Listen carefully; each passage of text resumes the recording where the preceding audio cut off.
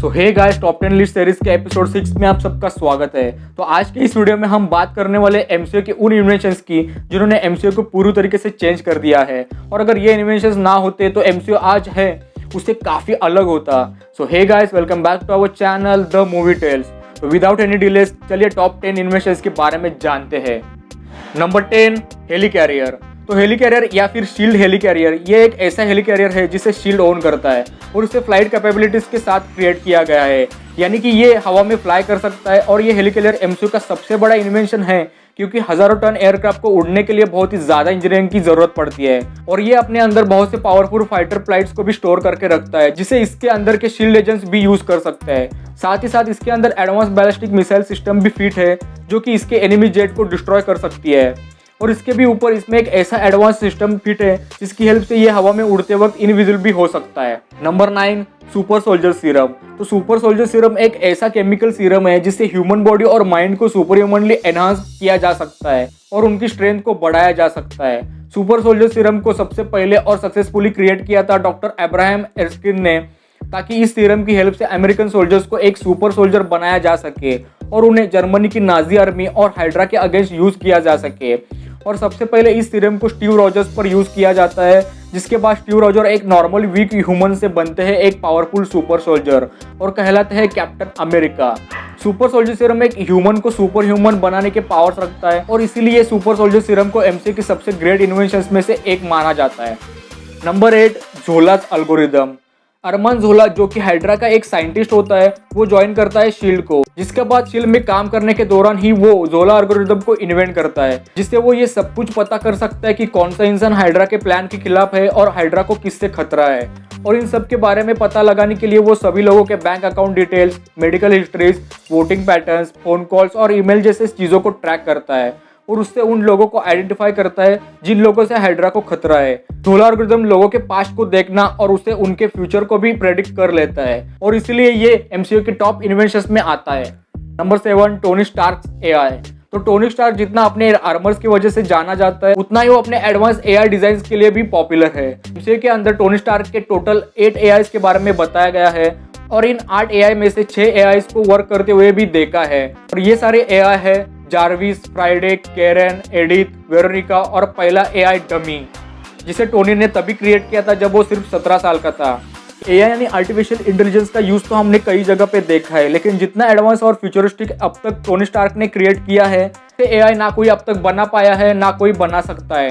Tony के AI जैसे कि जार्विस और फ्राइडे टोनी के आयरन मैन सूट को भी कंप्लीटली कंट्रोल कर सकते हैं, और ये सारे टोनी के फर्स्ट कमांड पर ही सारे टास्क को परफॉर्म कर सकते हैं। और सिर्फ आयरन मैन सूट में ही नहीं, बल्कि टोनी ने अपने एआई को अपने स्टार्ट टावर और बाकी के सारे सिस्टम में भी कनेक्ट करके रखा है, जो टोनी के कहने पर सारे सिस्टम को एक्सेस कर सकते हैं। Number 6, Ultron and Vision. जी हाँ, अल्ट्रॉन और विजन एमसीयू के कैरेक्टर्स है, लेकिन कैरेक्टर्स के पहले वो दोनों टेक इन्वेंशंस है जिन्हें किसी के द्वारा क्रिएट किया गया है।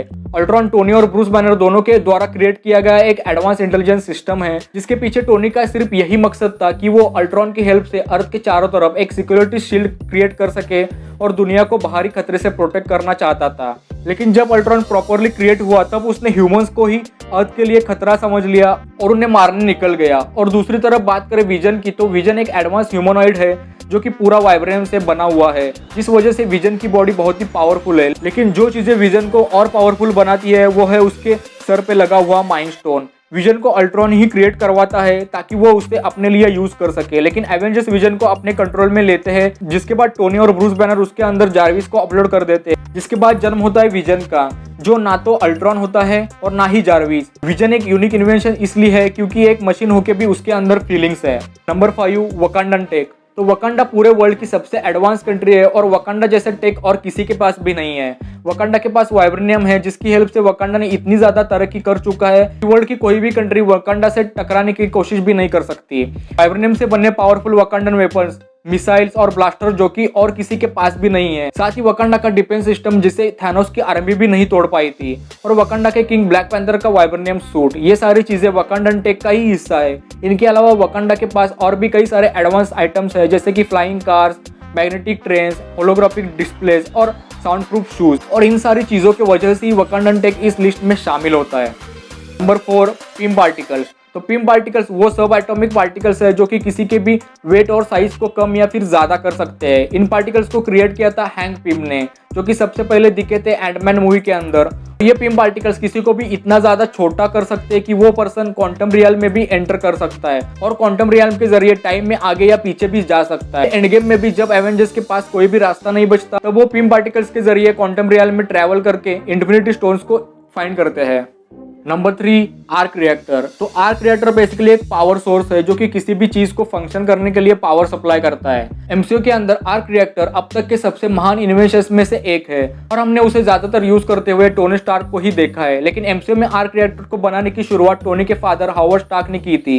एक्चुअली टोनी के फादर ने जब डेजरेक्ट को स्टडी किया तब उन्हें पता चला कि उसके अंदर प्योर एनर्जी फ्लो कर रही है, इसलिए इसके बाद हावर्ड स्टार्क ने भी प्योर एनर्जी का एक सोर्स क्रिएट करने की कोशिश की और इन्वेंट किया आर्क रिएक्टर को। लेकिन उनका बनाया हुआ आर्क रिएक्टर बहुत ही बड़ा था, उसे छोटा करने का काम किया टोनी स्टार्क ने। आर्क रिएक्टर टोनी स्टार्क के टावर से लेकर उसके आयरन मैन सूट्स तक को पावर सप्लाई करता है और आर्क रिएक्टर में इतना ज्यादा पोटेंशियल है कि यह न्यूक्लियर पावर प्लांट जितनी एनर्जी को अपने अंदर स्टोर रखता है, इसलिए इसकी एनर्जी न्यूक्लियर एनर्जी तक को रिप्लेस कर सकती है।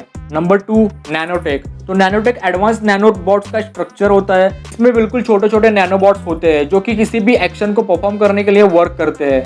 उसी के अंदर नैनोटेक का यूज करके एंटमैन ने अपने लिए मार्क 50 आर्मर बनाया था जो कि हमें नजर आया था इन्फिनिटी वॉर में। नैनोटेक से बनाया हुआ ये सूट खुद को रीबिल्ड, रीशेप और खुद को रीडिजाइन भी कर सकता है। साथ ही अपने अंदर पावरफुल शील्ड और एडवांस वेपन्स को भी स्टोर करके रखता है, जैसे कि repulsor cannons, unibeam lasers, missile, sharp blades और माइक्रो मिसाइल्स। वैसे नैनोटेक वकांडा के पास भी है, जिसका यूज करके शूरी ने ब्लैक पैंथर का सूट बनाया है, जिन सूट को वाइब्रेनियम नेकलेस के अंदर फिट किया गया है। Number 1, time machine. तो हाँ, इस बात से सभी लोग एग्री होंगे क्योंकि टाइम मशीन एमसीयू की सबसे बड़ी इन्वेंशन है। एवेंजर्स एंड गेम के अंदर जब एवेंजर्स को ये पता लगता है कि क्वांटम रियल के जरिए टाइम ट्रैवल किया जा सकता है, उसके जरिए एग्जैक्ट टाइम और एग्जैक्ट लोकेशन पर पहुंचने के लिए टोनी टाइम जीपीएस को क्रिएट करता है, जिससे एवेंजर्स का टाइम ट्रैवल पॉसिबल हो पाता है। ये सब पॉसिबल हो पाता है एवेंजर्स के बनाए हुए टाइम मशीन की हेल्प से, इसीलिए टाइम मशीन एमसीयू की सबसे ग्रेट इन्वेंशन है। गाइस, यही एमसीयू के ग्रेट इन्वेंशंस के ऊपर एक डिटेल्ड वीडियो थी। अगर वीडियो अच्छी लगी तो लाइक करना, शेयर करना और अगर चैनल पे नए हो तो प्लीज़ चैनल को सब्सक्राइब करके सपोर्ट ज़रूर करना। तो मिलते हैं ऐसे ही किसी नेक्स्ट वीडियो में। Till then take care and bye bye.